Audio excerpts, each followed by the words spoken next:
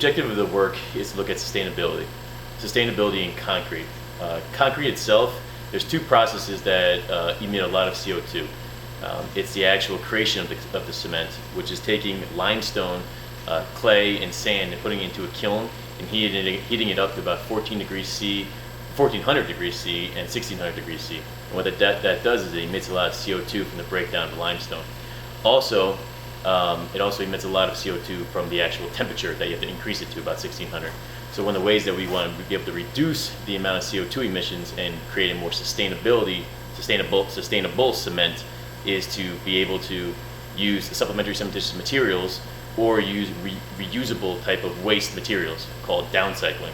So what we can do is we can take glass itself and use it as a cullet in concrete as a fine aggregate, or we can crush it down to a powder to use it as a cementitious material or supplementary cementitious material as they're known.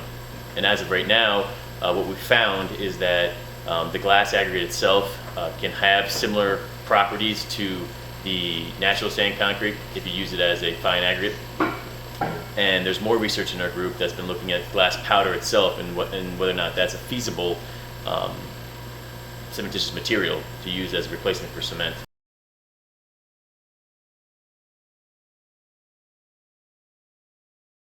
The idea here is that we want to take our glass bottles and crush them down to a size that would be of sand that we can use in our concrete mixtures. Again, concrete is water, cement, coarse aggregate, and fine aggregate. The coarse aggregate is typically a limestone rock, as well as then your fine aggregate is typically a sand.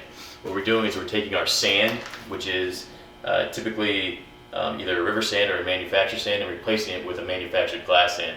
So we take the glass bottle and put it into this machine. This is just a rotating ball mill that we're going to put steel balls into, and then it's going to spin on a horizontal axis and crush it down to a sand size.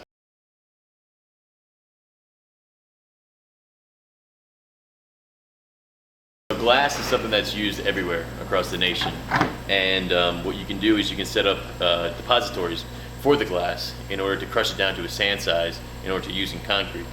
So what we have here is we have a natural sand that we use in our concrete mixtures, as well as a glass sand. And if you look closely at it, you can see that they're similar sizes. Now in this, you can then take it and put it into the concrete. By put it into the concrete, I mean use it as a 100% fine aggregate replacement. And this specimen over here shows a typical concrete specimen that has your fine aggregate, your coarse aggregate, as well as your cement and your water.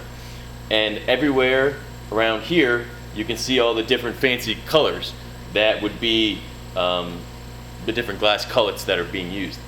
Now the main difficulty in implementing this on a wide scale range is the alkali-silicate reaction. So if there's a way that we can mitigate the alkali-silicate reaction, we can then implement this on a wide scale.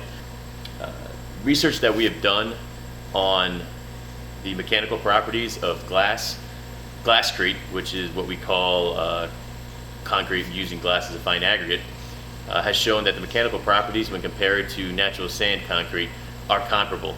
What we have to do is we have to reduce the water cement ratio. However, we can get strengths that are similar when we're talking about 4,000 psi or 5,000 psi.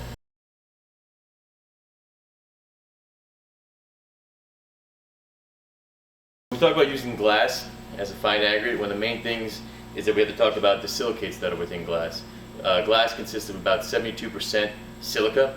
So one of the main things that we have to look at is the alkali-silicate reaction, which is the pore solution of the cement actually reacting with the aggregate itself. And what happens is it produces cracks, as you see along here. What we do is we want to accelerate this reaction and see it occur in a laboratory setting. So we do something with mortars here, an accelerated test, as well as with concrete prism here, in which we're trying to test different constituents in order to understand how they may help either mitigate or increase the alkali-silicate reaction to happen. What we want to do in our group is actually mitigate or control the alkali-silicate reaction. So this is a long-term test that takes about a year or two to run. This is a short-term test that takes about 16 days to run.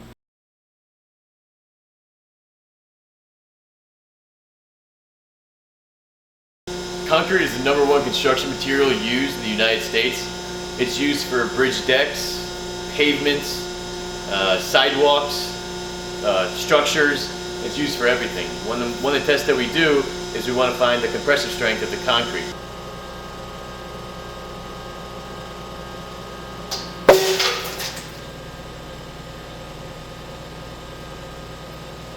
So what we have loaded right here is a Glass-crete specimen that we can load in order to compare to a natural sand specimen in order to see if we can get comparable 28-day compressive strengths.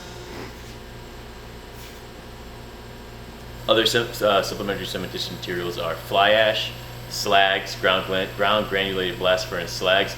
The fly ash is a byproduct of coal production. The slags are a byproduct of steel production. Then glass powder is simply a byproduct of the recycling of glass that we have. And then also there's development of new supplementary cementitious materials every single day. And so we want to be able to take those and implement them on a laboratory scale in order then to increase them to a full scale.